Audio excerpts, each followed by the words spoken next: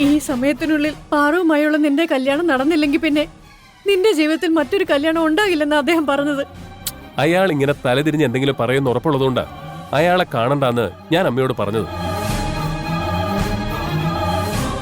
അയാള് പറഞ്ഞതൊക്കെ കാര്യമായിട്ട് എടുത്ത അമ്മയ്ക്ക് ജീവിതകാലം മുഴുവൻ കരയാൻ മാത്രമേ സമയം കാണൂ. ഇത് കുട്ടിക്കളിയല്ല പ്രിയ. നമ്മുടെ കുടുംബത്തിൽ കഴിഞ്ഞ കുറച്ച് നാളുകളായി എന്തൊക്കെ പ്രശ്നങ്ങളാ നടക്കുന്നതെന്ന് നിനക്ക് നന്നായി അറിയില്ലേ? മനസ്സിനൊരു ആശ്വാസം കിട്ടാൻ വേണ്ടി ധന്വന്തരി പൂജ നടത്തിയപ്പോ അതും മുടങ്ങി. അതിനിപ്പോ എന്ത് ചെയ്യണോന്ന് അമ്മ ഈ പറയുന്നത്? അയാൾ എന്തെങ്കിലും പരിഹാരവും പറഞ്ഞു കാണുമല്ലോ. നിന്റെ കല്യാണം എത്രയും പെട്ടെന്ന് നടത്തുകയല്ലാതെ വേറെ ഒരു വഴിയില്ലെന്നാ അദ്ദേഹം പറഞ്ഞത്.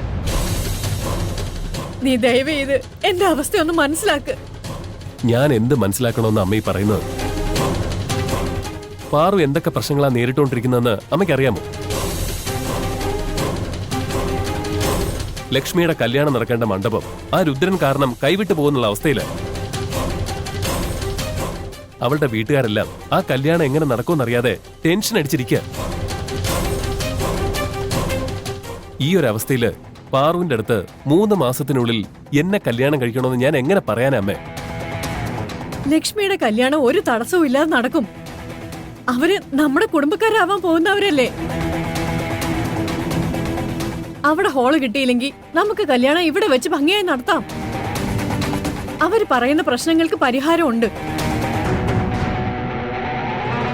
നിന്റെ പാറുവിന്റെ കാര്യം അങ്ങനെയല്ല. നിങ്ങളുടെ കല്യാണം നടത്തുകയാണ് ആകെയുള്ള പോംവഴി.